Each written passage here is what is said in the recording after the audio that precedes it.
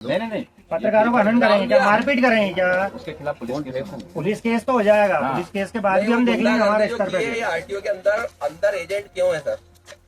Agent अंदर कैसे आ रहा है? प्रीमाइसेस में अंदर बुलाने का आपने अधिकार दिया क्या? सारा काम ऑनलाइन। आपने अधिकार दिया क्या? ऑनलाइन अंदर कैसे बैठे हुए एजेंट है? हैं? आपके विभागों में अंदर आके दलाली कर रहे हैं, कुछ फाइल उठा के साइन कर रहे हैं। इंदौर आरटीओ के बाहर पत्रकार के साथ मारपीट मामले ने तूल पकड़ लिया है। प्रदेश के पत्रकारों में इस घटना के बाद से काफी नाराजगी है, क्योंकि आरटीओ में चल रही अवैध गतिविधियां दिखाने पर पत्रकार और कैमरामैन को पीट दिया गया। आरोप है कि कवरेज करने पहुंचे पत्रकार को आरटीओ के बाबू होमगार्ड सैनिक ने बुलाया और बदमाशों ने घेर कर बंधक बनाकर उन्हें जमकर पीटा और कैमरा तोड़ दिया। जानकारी के मुताबिक पत्रकार हेमंत शर्मा और कैमरामैन राजा खान पर हमला उस समय हुआ जब वे ड्राइविंग लाइसेंस ट्रायल की कवरेज कर रहे थे। आरोप है कि आरटीओ में पदस्थ बाबू अंकित चिंतामण और होमगार्ड नरेंद्र चौहान ने कवरेज से नाराज होकर गुंडों को बुलाया। करीब 20 बदमाश मौके पर पहुंचे और दोनों पत्रकारों को पकड़कर ऑफिस से दूर ले गए। वहां उन पर हमला किया गया। राजा खान का कैमरा छीनकर तोड़ दिया गया। सूचना मिलने पर इंदौर प्रेस क्लब के अध्यक्ष दीपक कदम सहित 50 से अधिक पत्रकार थाने पहुंचे।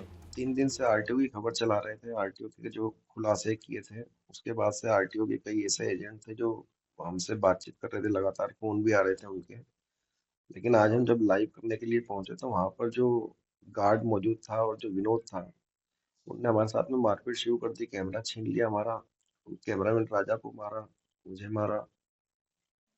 कैमरा भी छीना है, कुछ सोने की चेन वगैरह भी थी। हाँ, गले में चैन थी सोने की, चेन भी चली गई, चेन भी लूटी उन लोगों ने। कैमरा भी छीन लिया था, कैमरा छीन के तोड़ दिया उन लोगों ने। तो क्या माने होगा इसे कि एक तो भ्रष्टाचार, ऊपर से गुंडागर्दी भी क्या चल रहा है गुवाहाटियों में? हाँ, आरटीओ के अंदर जो भ्रष्टाचार चल रहा है उसी को उजागर किया था, उसी से ये लोग नाराज थे। जो भ्रष्टाचार हो रहा था, जो पैसा लेन देन कर रहे थे, उसके स्टिंग किए थे। उसी के बाद से ये लोग हमारे ऊपर गुस्सा खाए हुए थे। उसके बाद ही इन लोगों ने इस तरीके की हरकत की और सुयोजन तरीके से इकट्ठा हुए थे सभी लोग और जान से मारने की कोशिश की थी इन लोगों ने। इनमें कौन कौन शामिल थे? एजेंट और कुछ अधिकारियों के जो एफजी होते, वो क्या कुछ कर्मचारी भी शामिल थे आरटीओ के? हाँ, इसमें आरटीओ के कुछ कर्मचारी भी थे, एजेंट भी थे, एक होमगार्ड का जवान भी था। ऐसे 20-25 लोग थे वहां पर।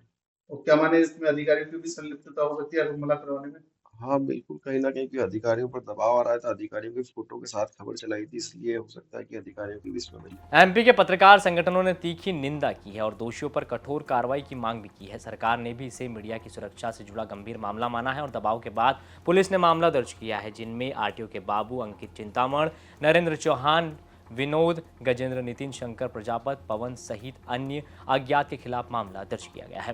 वो अपने कैमरामैन के साथ शूटिंग के लिए गए हुए थे, तभी वहाँ पर कुछ लोगों के द्वारा इनके साथ गाली गलौज किया, मारपीट की और ये बताया कि यार रिकॉर्डिंग नहीं करोगे, और इस तरह से वहाँ पर मारपीट की गई उनके साथ। और साथ ही उनको उनका जो कैमरा छुड़ा लिया, इस तरह की उनके रिपोर्ट लिखाई गई है। इसमें जो 394 जो आईपीसी की पुरानी है, जो अभी बीएनएस में 309 डकैती के प्रयास की धारा समेत जान से मारने का जान से मारने की धमकी देना और मारपीट करना, इन सभी धाराओं में केस रजिस्टर कर लिया गया है। इसमें 7 नामजद एवं अन्य आरोपियों के खिलाफ केस रजिस्टर्ड कर लिया गया है। इसमें वैधानिक कार्रवाई की जा रही है। लूट भी हुई है इसमें, जैसा कि मैंने बताया, वो डकैती की धारा इसमें लगी हुई है। लूट में 392, इसमें 394 जो पुराना आईपीसी में वर्तमान में 309 है, तो 309 वीएनएस के तहत ये एफआईआर रजिस्टर कर ली गई है और 7 नामजद आरोपी समेत अन्य आरोपियों के खिलाफ एफआईआर रजिस्टर कर ली गई है। इसमें वैधानिक कार्रवाई की जा रही है। ऐसा लगता है कि योजनाबद्ध तरीके से सर हमला किया गया है? और देखिए, जिस तरीके से जो इन्वेस्टिगेशन में आएगा, एक वीडियो भी आया है, तो उसमें डेफिनेटली इसको इन्वेस्टिगेशन में लिया जाकर इन सारी तथ्यों का पता लगाया जाकर आरोपियों के खिलाफ वैधानिक कार्रवाई